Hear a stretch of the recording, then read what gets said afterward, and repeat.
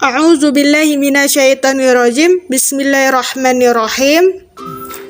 Assalamualaikum warahmatullahi wabarakatuh. Bagaimana kabar teman-teman? Semoga senantiasa dalam lindungan Allah Subhanahu wa taala dan diberikan kesehatan jasmani dan rohani. Amin amin ya rabbal alamin. Ada istilah pepatah mengatakan, tak kenal maka tak sayang. Maka dari itu marilah kita berkenalan terlebih dahulu.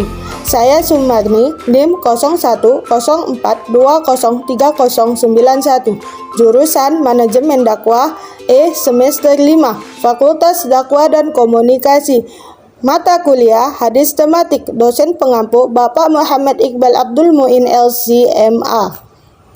Baiklah, di sini saya akan membahas mengenai prioritas dakwah kepada keluarga.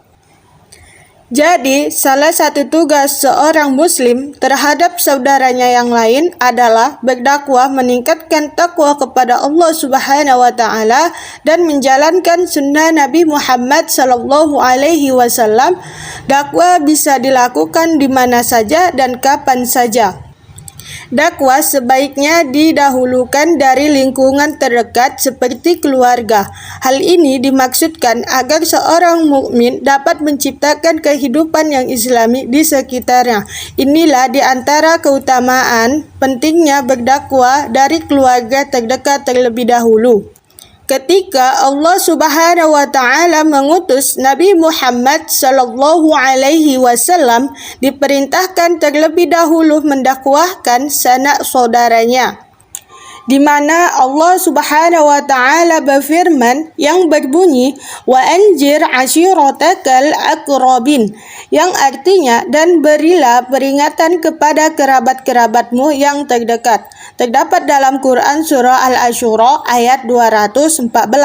Dijelaskan bahwa apabila di negerinya sendiri terdapat ruang dan kesempatan untuk berdakwah serta memperbaiki kondisi masyarakat, maka tidak selayaknya baginya untuk keluar ke negeri yang lain, meskipun bersama tetangganya.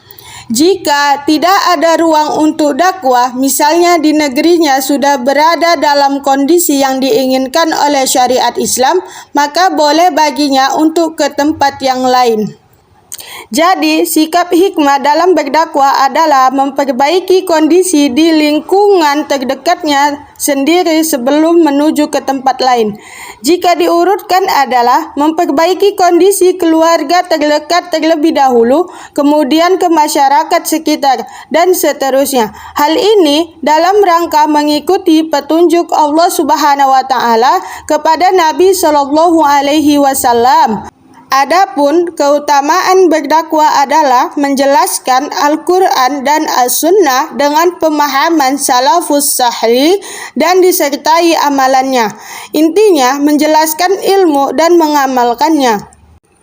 Terdapat firman Allah Subhanahu wa taala yang berbunyi, "Qul hazihi sabili ad'u illallahi ala basyiratin anna wa man ittaba'ani."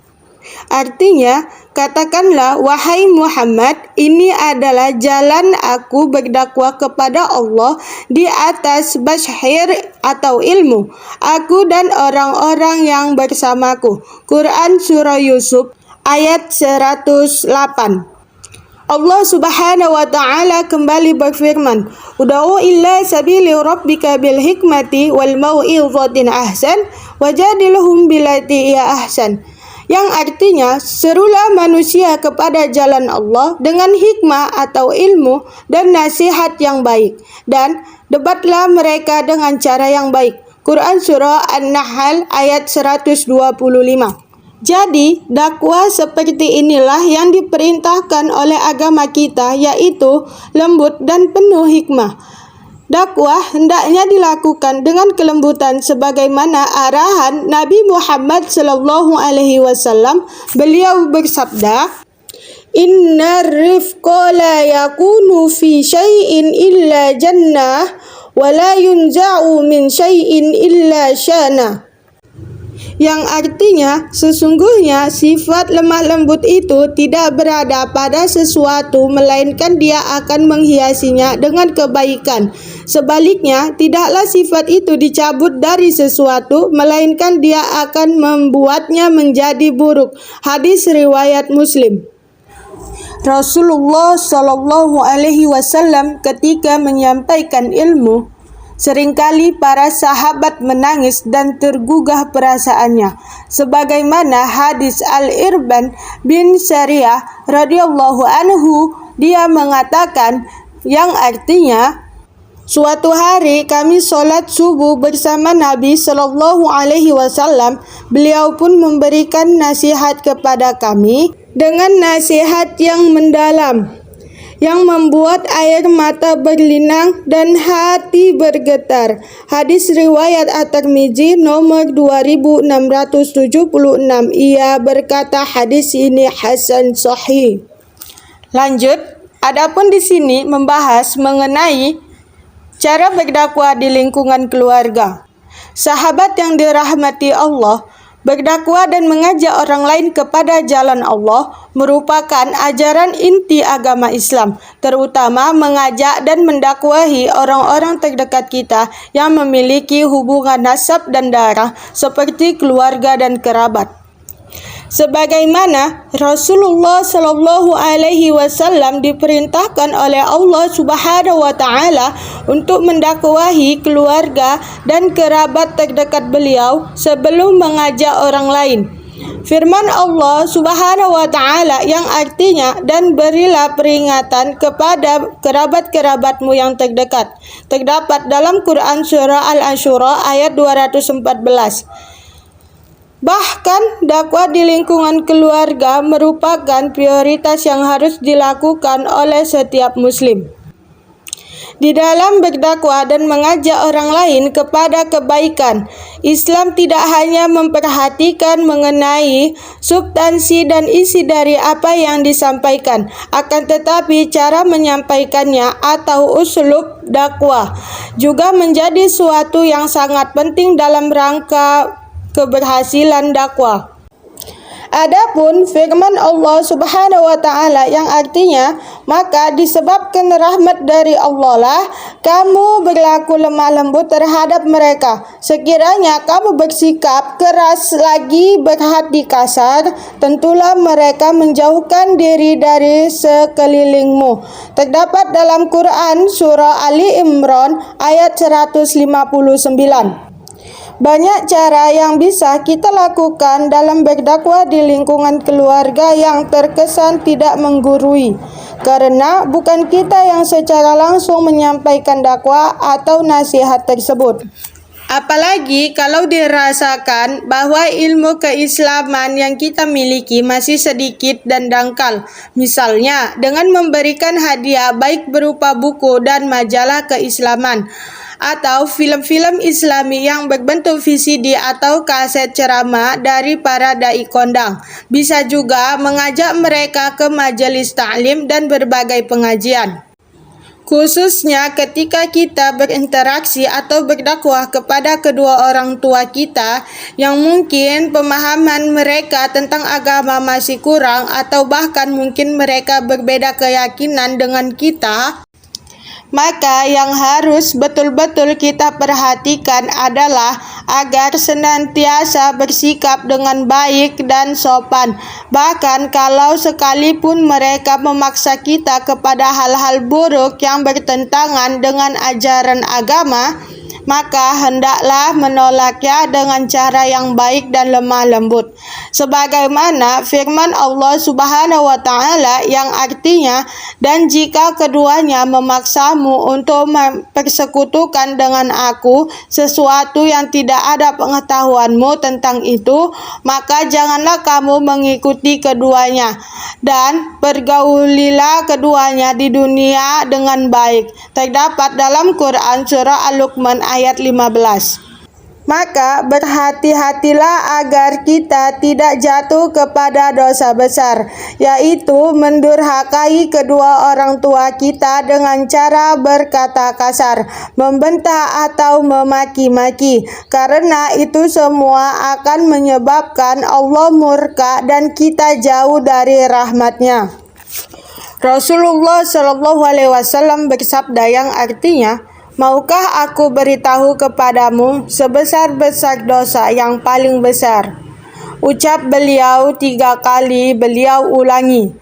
Lalu sahabat berkata, baiklah ya Rasulullah. Nabi Shallallahu Alaihi Wasallam kemudian berkata, menyekutukan Allah, durhaka kepada kedua orang tua, saksi palsu, dan perkataan bohong.